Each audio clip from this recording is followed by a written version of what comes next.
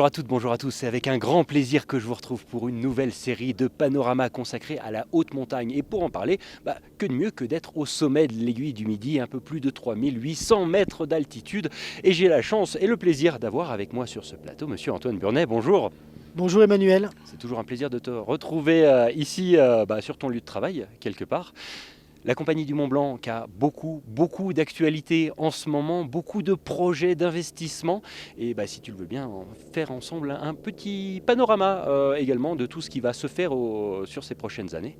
Et je te propose de commencer par le Montanvert qui a été dévoilé, le futur visage du Montanvert qui a été dévoilé il y a quelques jours à peine.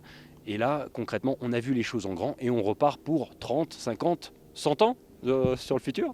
En effet, on l'espère. En fait, effectivement, Compagnie du Mont Blanc, depuis 2013, on a beaucoup de projets, que ce soit sur la partie des domaines skiables ou des sites d'excursion. Et effectivement, le site du Montanvert, où on a, en juin dernier, renouvelé une délégation de service public avec la commune de Chamonix pour plus de 30 ans.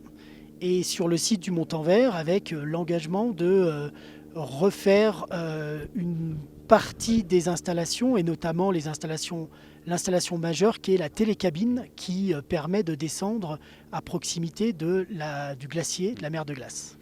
L'idée, c'est de ne plus courir après la glace, mais d'offrir plus un voyage qu'un transport, à ce que j'ai compris. Alors oui, effectivement, c'est vrai qu'on est tous témoins de ce changement climatique. Et un site comme le Montanvert est un vrai témoin vivant avec le glacier, où on voit la fonte du glacier, le retrait du glacier. Et depuis plusieurs années maintenant, on ne peut que constater malheureusement une baisse du glacier. Et donc lorsqu'on veut accéder sur le glacier de la mer de glace, lorsqu'on emprunte la télécabine, on a un chemin à descendre. On doit emprunter plus de 580 marches pour arriver au niveau du glacier et entrer dans la grotte de glace. Et donc effectivement, l'objectif est de reconstruire une nouvelle télécabine, plus moderne certes, mais qui va permettre de transporter le public, les alpinistes, un peu plus haut en amont du glacier, au niveau des échelles, pour ceux qui connaissent, le point de passage lorsqu'on fait la Vallée Blanche.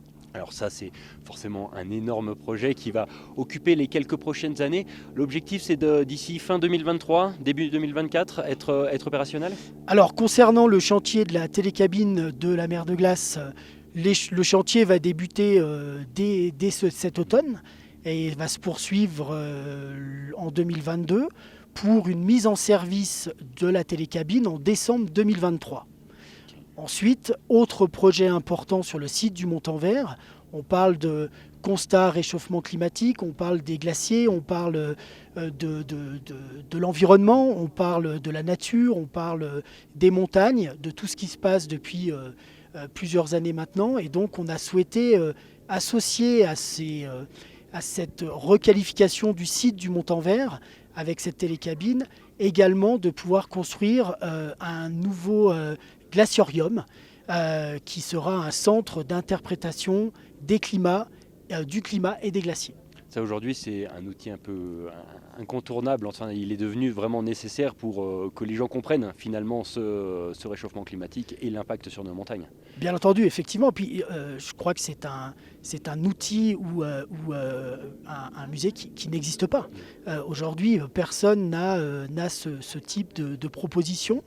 Et l'objectif de ce glaciorium sera à la fois à vocation, on va dire, pédagogique, que ce soit pour les enfants, les scolaires, pour leur expliquer ce qui se passe, leur montrer comment vivent les glaciers, comment se poursuit ce phénomène de réchauffement climatique, mais également une vocation scientifique, parce qu'on va accueillir bon nombre de scientifiques pour travailler sur le site, travailler au niveau de ce centre d'interprétation du climat et des glaciers, et puis bien entendu une démarche aussi informative pour l'ensemble des visiteurs qui fréquenteront le site à partir de décembre 2024 où on ouvrira ce centre d'interprétation.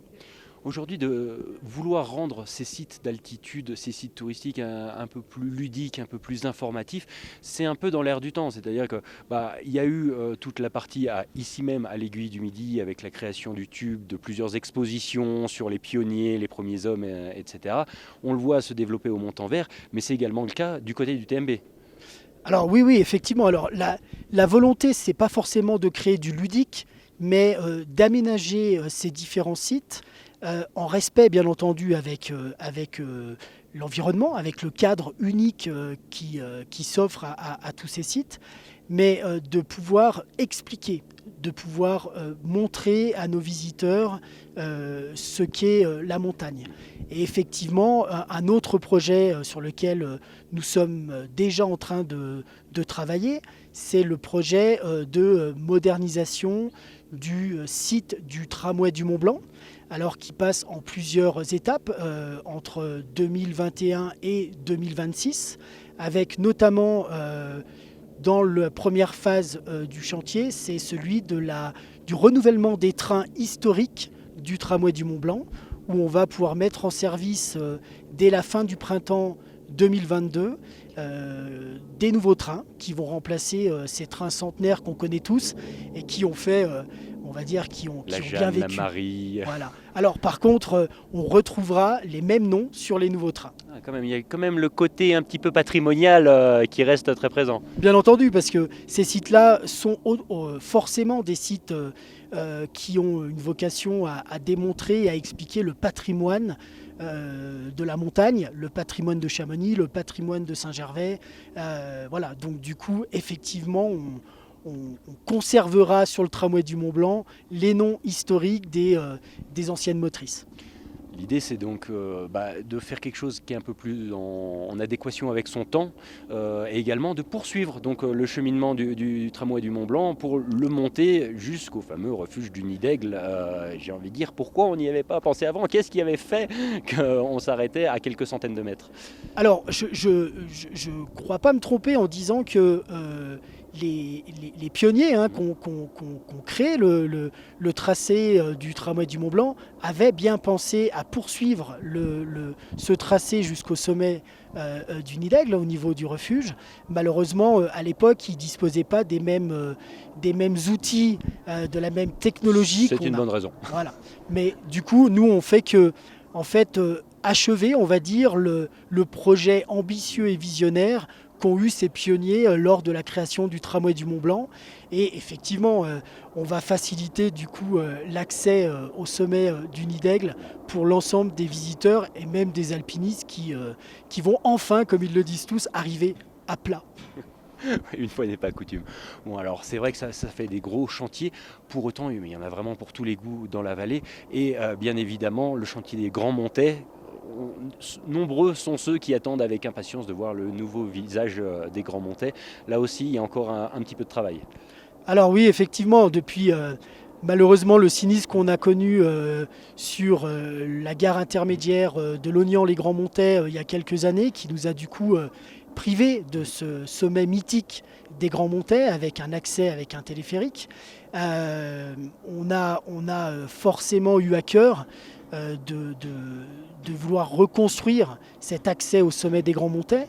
Alors à cœur, pourquoi? Tout simplement parce que on parle de patrimoine et l'accès au sommet des Grands Montets avec un téléphérique, ça fait partie du patrimoine de Chamonix, d'Argentière. Et du coup, on a mis en place un projet permettant de reconstruire l'accès au sommet des Grands Montets. Alors ce projet, on le travaille depuis je dirais, pratiquement la première année où on a eu ce sinistre. C'est un projet qui est ambitieux, c'est un projet qui demande du temps et de la patience parce qu'on ne reconstruit pas comme ça une installation. On doit prendre en compte, comme on le fait sur tous nos projets, tous les aspects, que ce soit les aspects environnementaux. On travaille pour ça avec les services de l'État, les autorisations. Et également, il faut que ça rentre dans une logique de reconstruction pérenne et, on va dire, éco-responsable. Aujourd'hui, c'est devenu vraiment un incontournable, ce terme éco-responsable. On ne peut plus concevoir du tourisme sans justement ce volet-là. Est-ce qu'avec tous ces chantiers, on sera au fait, on sera abouti au niveau de l'offre touristique du territoire, ou concrètement ça va continuer d'évoluer au fil des années? Alors je pense que sur les grands projets, on va dire, de reconstruction ou de modernisation, on aura depuis 2013, on a déjà fait pas mal de choses. Ça va se poursuivre forcément avec les projets dont on vient de parler, Tramway du Mont-Blanc, Montant-Vert Mer de Glace, Grand Montet. Euh, mais effectivement, on a encore d'autres idées. Il y a d'autres projets qui sont là et qui verront certainement le jour dans les prochaines années. Notre objectif, nous, il n'est pas je dirais d'augmenter la capacité d'infrastructure, c'est plutôt de rénover, moderniser, tout en étant très responsable côté environnemental, et notamment lorsqu'on fait des remontées mécaniques. Généralement, les nouvelles remontées mécaniques nouvelle génération nous permettent de reconstruire avec des matériaux plus éco-responsables, avec la possibilité de réduire l'empreinte avec notamment les pylônes. On arrive à reconstruire sur une même distance avec moins de pylônes, ce qui est intéressant parce qu'il y a moins d'impact au niveau de la montagne. Et donc ce sont des projets plus de remodernisation qu'on déploie. Merci beaucoup en tout cas Antoine pour toutes ces précisions et pour justement ce panorama qui nous permet de nous rendre un peu mieux compte de ce que sera finalement la montagne demain. Effectivement, merci à vous. C'est un plaisir et merci à toutes et à tous de votre attention. On se retrouve très vite et notamment demain soir pour un nouveau numéro de Panorama. D'ici là, prenez soin de vous.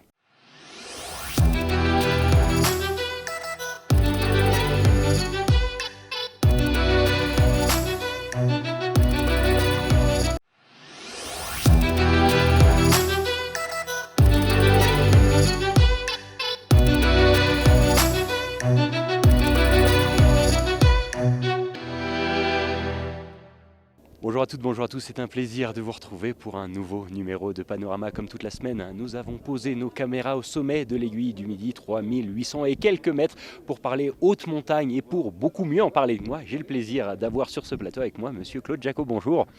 Bonjour. Vous êtes adjoint au maire de la mairie de Chamonix, en charge de la montagne, de tous les aspects sécuritaires, entre autres. C'est un vaste dossier. J'imagine que pour, en plus, la vallée de Chamonix et tout le massif qui est autour, c'est beaucoup de gens qui viennent à la recherche de sensations fortes, d'exploits, d'aventures. À gérer pour le côté sécurité, niveau mairie, ça doit être un sacré challenge. Comment on anticipe, comment on a les épaules déjà pour ça? Alors on ne focalise pas sur le côté exploit, extrême et spot d'entrée de jeu. Non. D'abord, on s'assure que la liberté d'aller et venir est préservée pour l'ensemble des alpinistes et des pratiquants, comprendre au sens classique du terme. Effectivement, la montagne à Chamonix est célèbre et célébrée pour ses pratiques extrêmes, mais c'est aussi et beaucoup des pratiques accessibles à tout un chacun dès lors qu'on a respecté le besoin d'expérience, qu'on a cherché à se procurer des connaissances et qu'on s'est fait accompagner pour acquérir expérience et connaissances. Justement, c'est un petit peu, c'est difficile d'être un peu entre les deux, mais un vieux problème de la montagne qui est, on a cette nécessité de liberté, de ne pas encadrer les pratiques, mais aujourd'hui il y a quand même une obligation de mise en sécurité, de respect de toutes les autres activités et de tous les autres pratiquants. Alors on entre d'abord par la carte de la liberté individuelle et de la sécurité individuelle. C'est-à-dire que, et là cette fois j'inclus les pratiques qui ont un caractère un petit peu extrême, dès lors qu'il s'agit d'une prise de risque individuelle sans conséquence sur autrui, l'approche est différente d'une pratique individuelle qui peut avoir des conséquences sur autrui. Si on songe au wingsuit, peut-être qu'on en parlera après, il y a un moment donné où le mode de pratique et les comportements font qu'on met en danger la vie d'autrui, notamment avec un accident sur une zone urbaine, comme ça s'est produit en 2016. C'est vrai que justement, on revient sur cette pratique du wingsuit, du base jump dans la vallée. On peut le dire, c'est un spot mondialement connu avec des personnes de tous les pays qui viennent ici pour s'adonner à leur passion. La pratique a été interdite il y a quelques années, mais aujourd'hui est en passe de revenir, c'est ça ? Alors, très récemment, nous avons pu procéder à la rédaction d'un arrêté municipal qui permet la pratique du base jump sur le territoire de la commune, cadré par un certain nombre de conditions. L'approche est de dire, lorsqu'on pratique le base jump avec un décollage, un exit pour utiliser le jargon, en haute montagne et un posé en haute montagne, il n'y a pas de cadrage particulier. Par contre, selon certaines lignes de vol qui peuvent aller jusqu'à la vallée de Chamonix, sur le territoire de la commune, il y a des zones de posée qui sont obligatoires. Oui. Du coup, on a ouvert des zones, ont été ouvertes à la pratique, des zones de décollage qui correspondent à ces zones de posée avec des lignes, et on ne doit pas en dépasser. On doit strictement se conformer à ces zones-là. Aujourd'hui, ce texte, il est déjà en application ou concrètement c'est une ébauche qui est à l'étude encore? Non, c'est signé, c'est publié, donc la pratique est réouverte. Ok, voilà. C'est un sacré pas en avant justement pour la vallée, pour la commune. J'imagine que vous vous êtes tâté, ça n'a pas été une décision prise comme ça. Il y a eu beaucoup de travail, et ce qui a permis d'aboutir, c'est d'inclure l'approche paralpinisme, c'est-à-dire qu'on associe les compétences nécessaires, c'est de manière évidente pour le base jump et le wingsuit. Le wingsuit, c'est une famille du base jump, aux compétences d'alpinisme. C'est-à-dire que le base jump est donc directement lié au paralpinisme. Donc il y a d'abord une ascension ou un déplacement en haute montagne. Donc on ne peut pas, par exemple, faire un exit depuis le point où nous nous trouvons, le téléphérique de l'Aiguille du Midi. Alors, on le voit, en tout cas, c'est vrai que ces zones d'altitude, c'est un point de rencontre pour de nombreuses activités. On a derrière nous les alpinistes qui arrivent de l'arête des Cosmiques. Il y a quelques minutes, il y avait des gens avec des parapentes, ou en tout cas des voiles qui descendaient le Tacu. Il y en a vraiment pour tous les goûts. Est-ce qu'aujourd'hui, c'est pas trop difficile d'être au fait de toutes les activités, de toutes les pratiques pour devoir un petit peu voir comment ça se passe, avoir des billes, etc. Alors, on observe et on est vigilant. L'évolution des pratiques, l'invention des pratiques, elles se font effectivement avec un état d'esprit qui est plus ou moins en lien avec l'alpinisme et la connaissance haute montagne. Donc on fait tout de suite le distinguo entre les pratiquants qui arrivent chez nous, qu'est-ce qu'ils ont comme compétences, comme connaissance de la haute montagne pour pouvoir faire des prises de décision individuelles qui sont adaptées aux conditions du jour. Généralement, ces pratiquants se regroupent au sein d'associations ou de réseaux. C'est pas forcément pignon sur rue ou déclaré au sein d'assos, mais il y a, grâce aux réseaux sociaux, des échanges qui se font.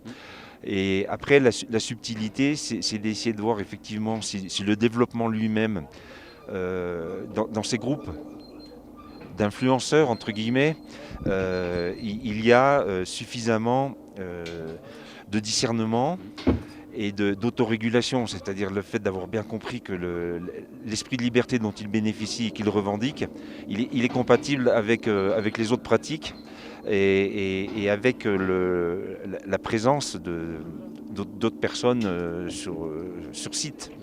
Alors on a beaucoup parlé des pratiquants, des différentes activités, mais le milieu en tant que tel, la montagne, là aussi il est question de sécurité, là aussi il est question de préservation. Encore une fois, j'imagine que ça ne doit pas être simple avec un espace qui est aussi vaste, aussi particulier et avec beaucoup de gens qui sont prétendants aujourd'hui à vouloir aller sur ces sommets. Comment on arrive à joindre finalement l'utile à l'agréable ? Alors si la question c'est la préservation de l'environnement ou de se préserver d'une surfréquentation, d'avoir des concentrations d'alpinistes ou de pratiquants sur certains endroits, il y a un équilibre assez difficile à tenir qui est grâce à la circulation rapide de l'information qui existe aujourd'hui. Elle a deux aspects. Elle a un aspect très intéressant en termes de sécurité parce que ça renseigne comme jamais avant sur les conditions de la montagne au moment où on veut s'engager et les lieux. Et l'autre côté qui est un peu contradictoire, c'est qu'on pourrait avoir tendance à aller que là où on a des infos, comme quoi les conditions sont bonnes. Et là, ça c'est un phénomène propice à la concentration des cordées sur tel ou tel endroit. Donc effectivement, quand des voies emblématiques sont réputées être en bonnes conditions, il y a probablement une incidence sur la fréquentation.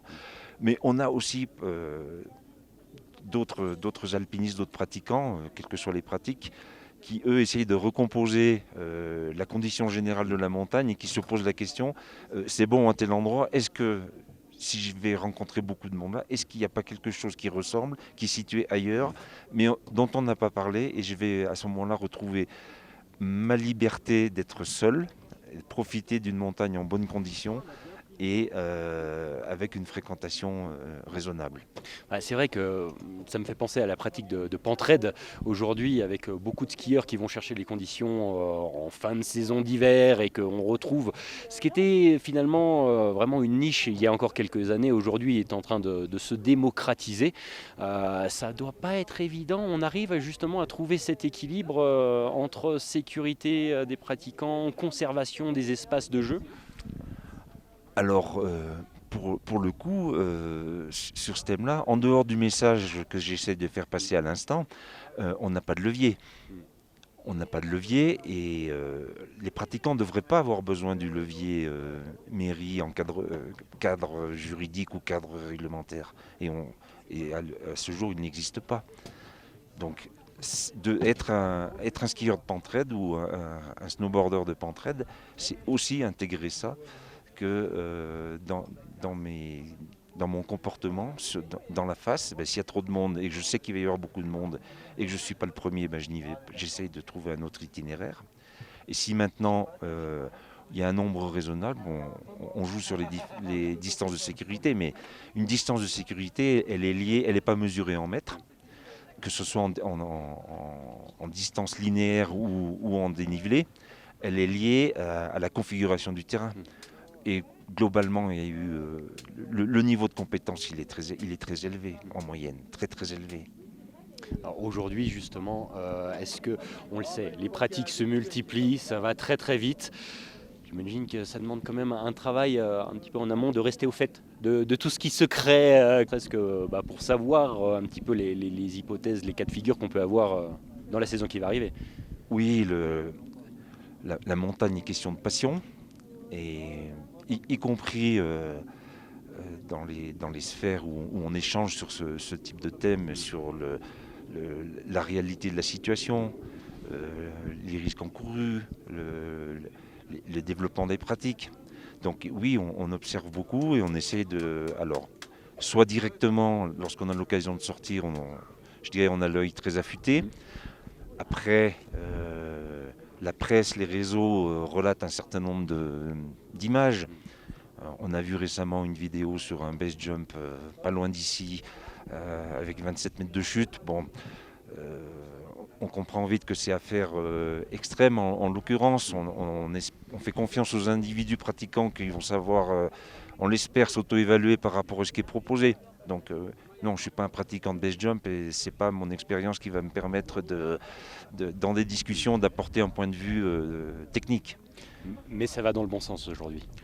Oui. Il faut faire confiance aux individus. Globalement, dans toutes les pratiques un peu engagées, il y a de la gestion de risque. Il y a de plus en plus de calculs qui est fait, etc. Ce qui fait que par rapport à l'engagement auquel je fais référence, le nombre d'accidents reste peu élevé. Alors voilà un beau message.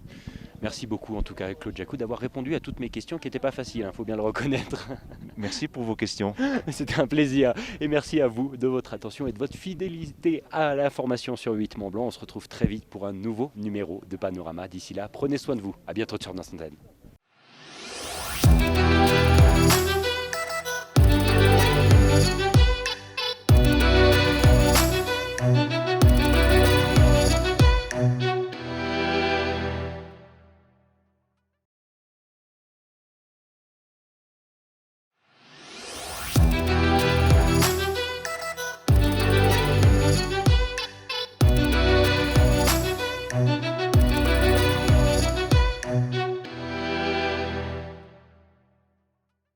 Bonjour à toutes, bonjour à tous, avec un grand plaisir que je vous retrouve pour un nouveau numéro de Panorama. Aujourd'hui, et comme toute cette semaine, on a posé nos valises au sommet de l'Aiguille du Midi dans un cadre magique pour parler haute montagne. Et pour en parler, et comme toujours beaucoup mieux que moi, j'ai le plaisir d'avoir sur ce plateau Monsieur Guy Lenévé. Bonjour. Bonjour Emmanuel. Vous êtes l'adjoint au commandant du peloton de gendarmerie de haute montagne de Chamonix. Donc, ce qui n'est pas rien concrètement, et j'imagine que pour vous la saison est en train de petit à petit se finir, ou avec un petit peu moins d'intervention, parce que forcément un petit peu moins de pratique en haute montagne. Mais je vais commencer par la base, et une question bête, comment on se dit un jour qu'on va devenir sauveteur au PJHM? Comment on se dit qu'on va passer sa vie à en sauver d'autres?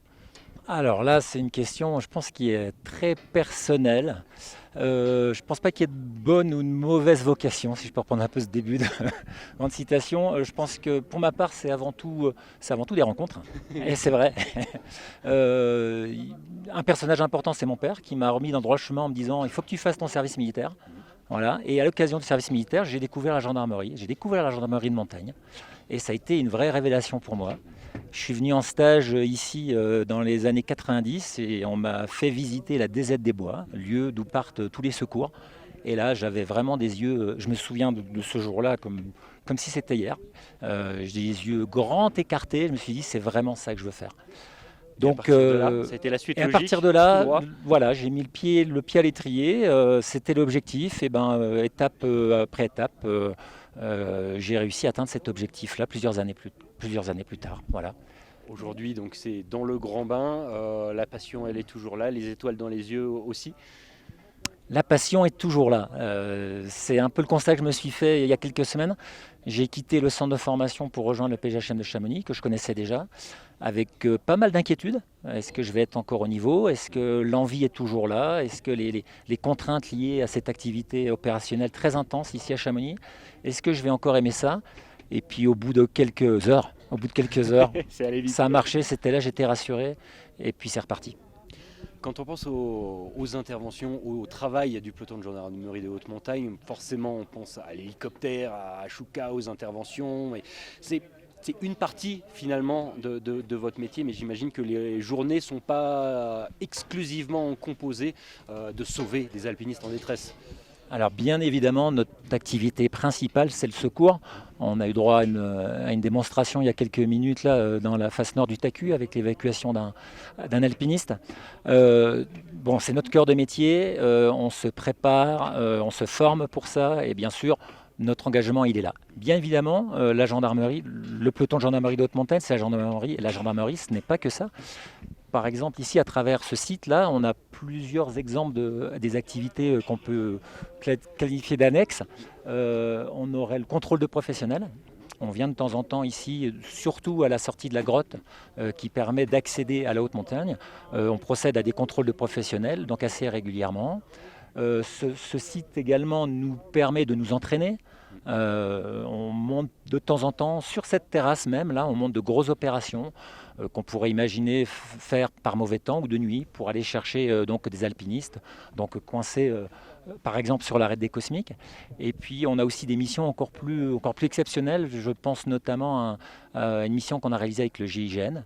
Il y a quelques mois de ça, où pour jouer un scénario peut-être catastrophique ici sur ce site exceptionnel, mais très fréquenté au niveau touristique, on a simulé des montées d'assaut avec nos camarades du GIGN et bien sûr l'hélicoptère de la gendarmerie. Donc voilà, le PJHM c'est le secours, mais pas que.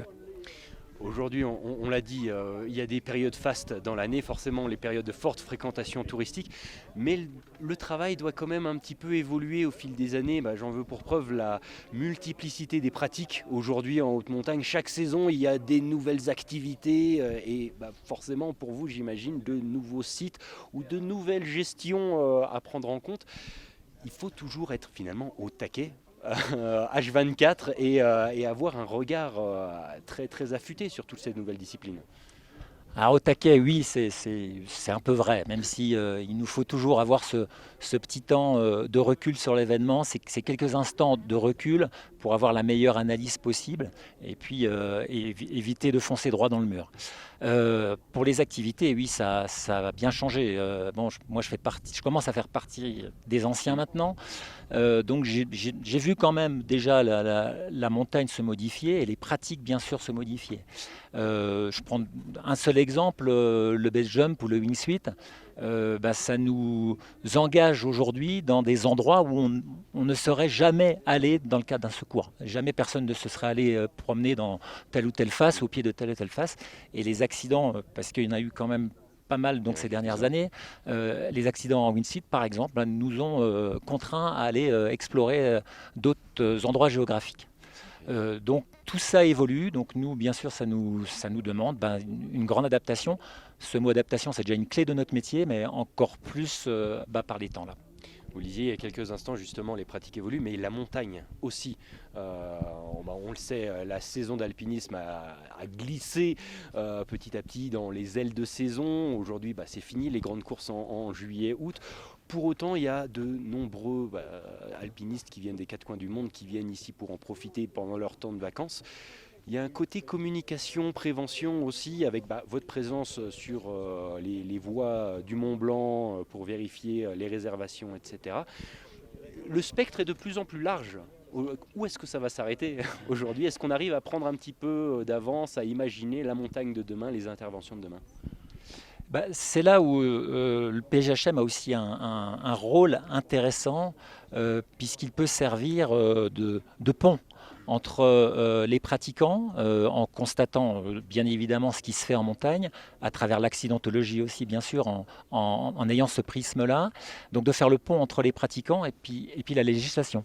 Je prends l'exemple de l'arrêté concernant les parcs naturels, ce fameux arrêté donc, sur le Mont Blanc, auquel on a fortement contribué dans la rédaction pour fixer tel ou tel curseur, jusqu'où aller. Donc on peut servir de pont, donc justement, dans cette transition qui se passe tous les jours. Donc chaque saison amène son lot de nouveautés.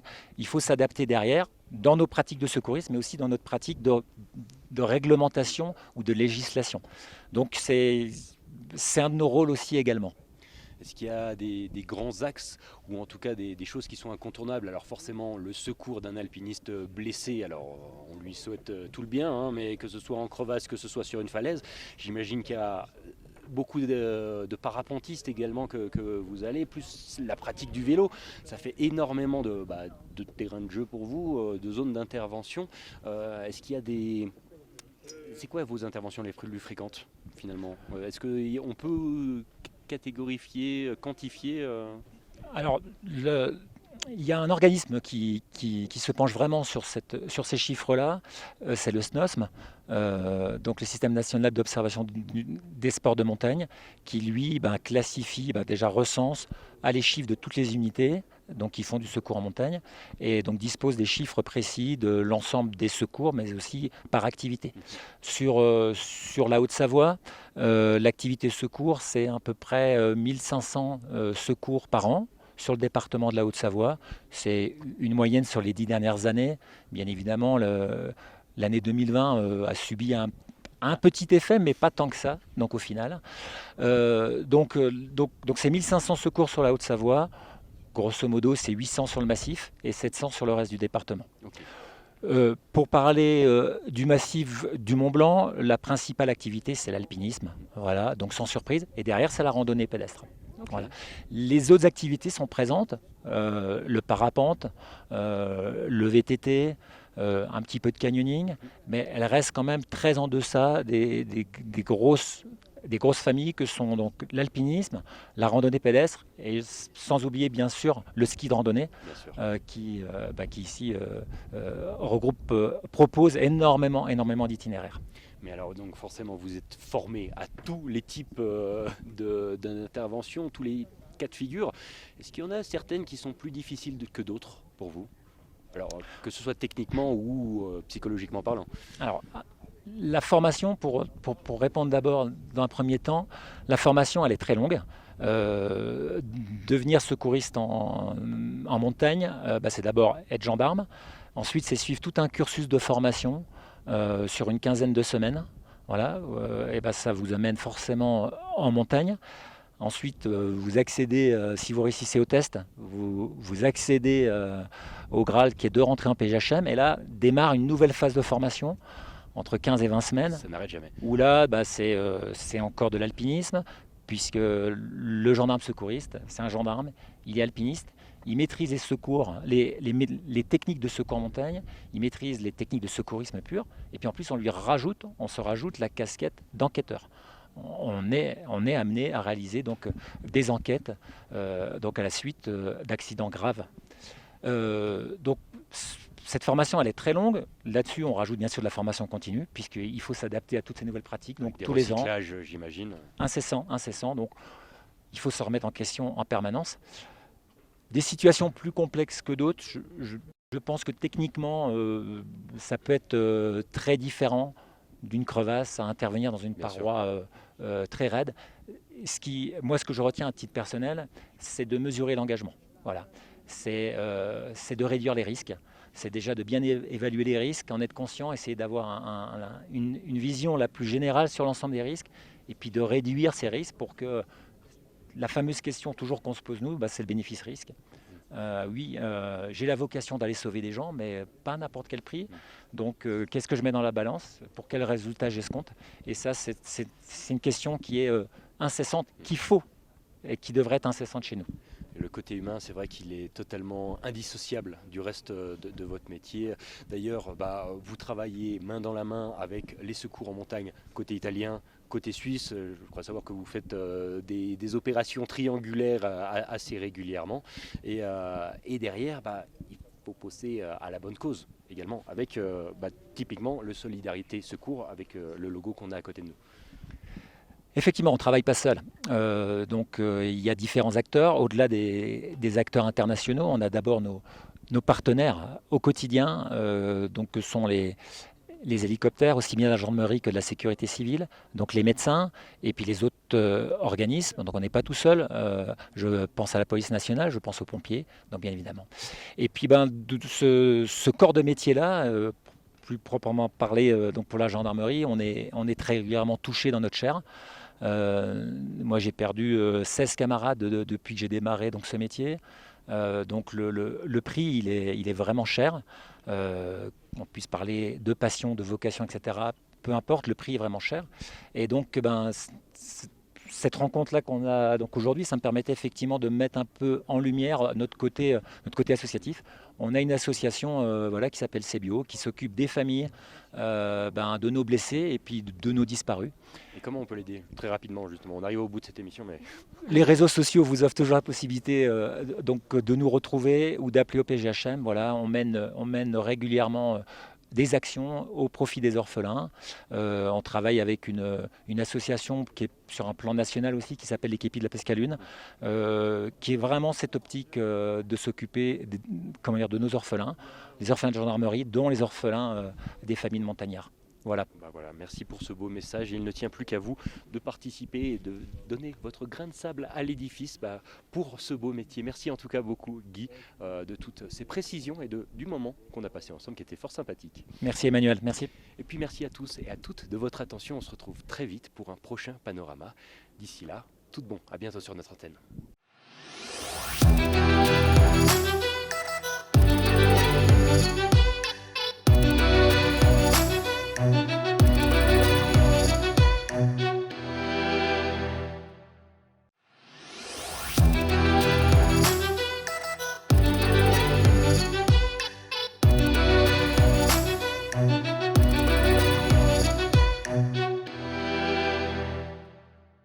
Bonjour à toutes, bonjour à tous, c'est avec un grand plaisir que je vous retrouve pour le dernier numéro de Panorama de cette semaine. Et comme vous pouvez le constater, on a posé nos valises dans un endroit qui n'est pas si moche.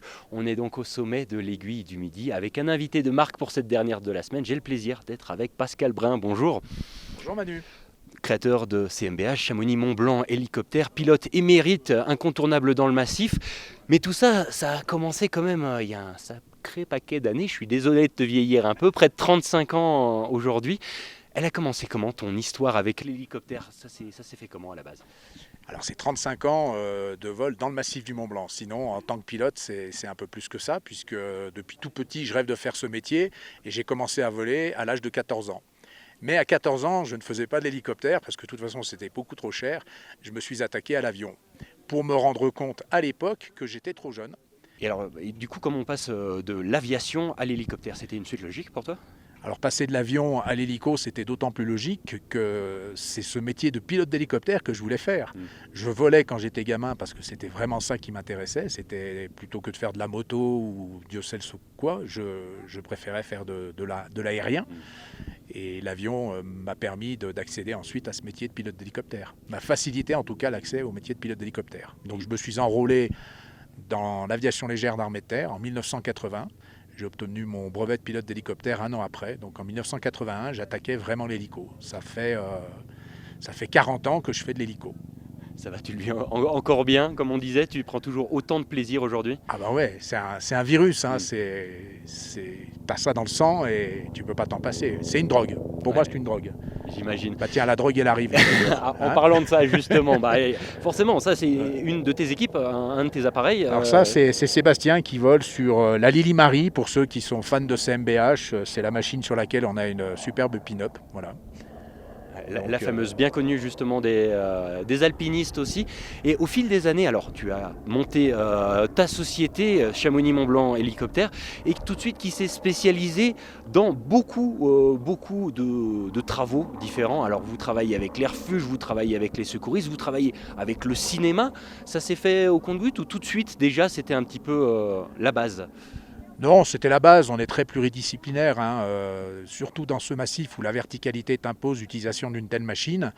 Et ben, s'il y a besoin de faire des plans de cinéma, c'est avec un hélico, en tout cas qu'on monte les acteurs et le matériel. C'est également avec l'hélico qu'on peut faire des prises de vue. Quand il s'agit de monter une remontée mécanique, et ben ici on n'a pas trop le choix non plus, hein, on ne peut pas tracer de piste partout, donc c'est l'hélicoptère qui intervient.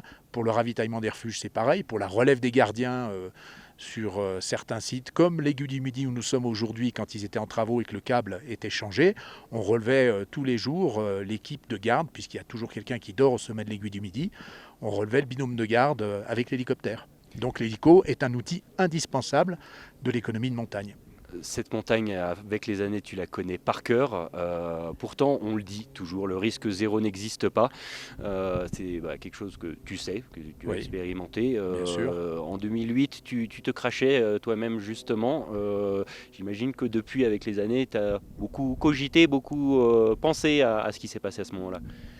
Ce qui s'est passé à ce moment-là, on le sait, hein, c'était une défaillance mécanique. Mais de toute façon, dans notre métier, la panne, on y songe en permanence. On est toujours à observer le terrain pour savoir où on pourrait aller se recueillir si jamais on avait une extinction de turbine, comme ça m'est arrivé en 2008. Donc l'idée de la panne ne nous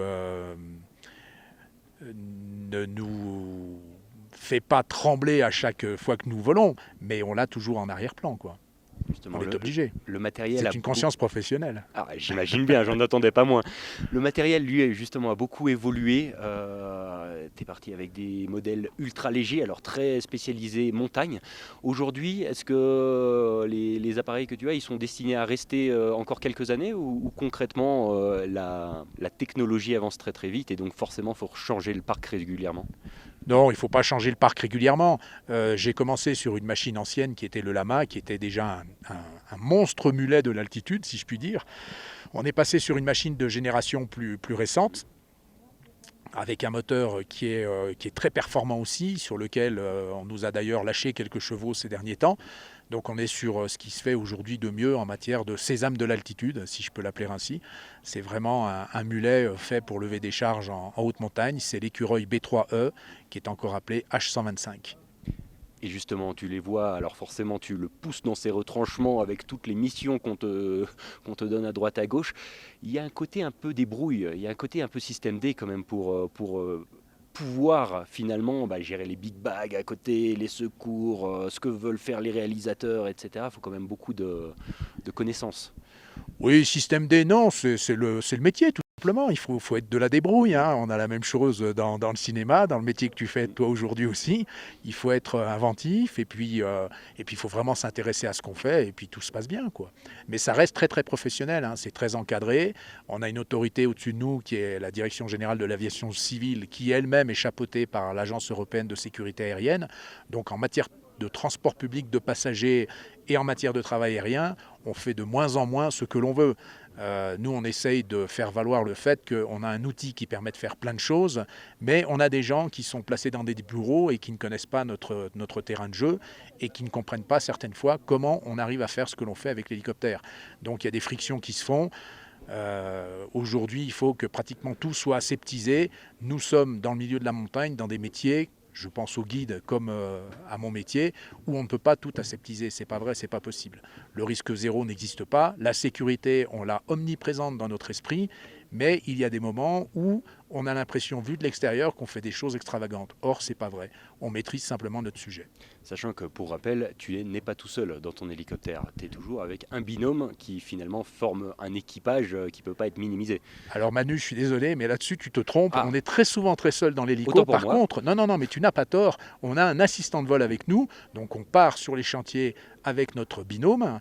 Mais cet assistant de vol, il est les yeux du pilote au sol, parce qu'il reste au sol pour accrocher les charges, pour coordonner toute la sécurité, tout l'aspect de conditionnement des charges. Donc c'est le maillon indispensable à notre activité de transporteur aérien dans la montagne. Donc, sans notre assistant de vol, on est bien souvent un peu perdu. Ces dernières années, l'activité hélicoptère, elle n'a pas beaucoup évolué, mais par contre la montagne, elle a beaucoup évolué. Les pratiques en montagne, elles ont beaucoup évolué. La législation aussi un petit peu. C'est vrai que quand on repense aux années 90, avec les grandes années, on disait que tu avais bien connu les Boivin et autres grands alpinistes, grands aventuriers, on peut le dire, de l'altitude. Oui, oui.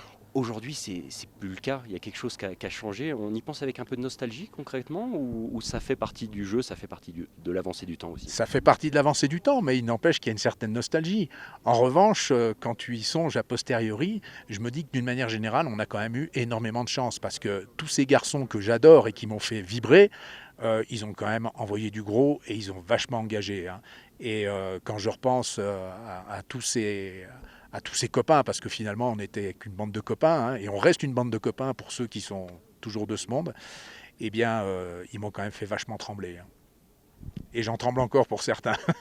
Justement, tous ces détails, toutes ces histoires, on peut les retrouver dans ta biographie qui est sortie l'année dernière aux éditions Guérin et nommée Joker. Avoir sa biographie en livre rouge, comme on le disait en préparant cette émission aux éditions Guérin, c'est quand même une sacrée reconnaissance du milieu de la montagne. Tu t'imaginais, encore il y a quelques années, pouvoir trôner au milieu des Bonatti, des Rébuffat et autres? Non, je me demandais même si j'avais vraiment ma place au milieu de tous ces grands noms de la montagne, parce que moi je suis quand même le pourfendeur de silence, comme je l'ai cité d'ailleurs dans ce livre. Je remercie grandement Marie-Christine Guérin qui est à l'initiative de cette idée. J'étais pas très fanat pour raconter ma vie, parce que c'est bon, se raconter, ça se fait pas vraiment, quoi.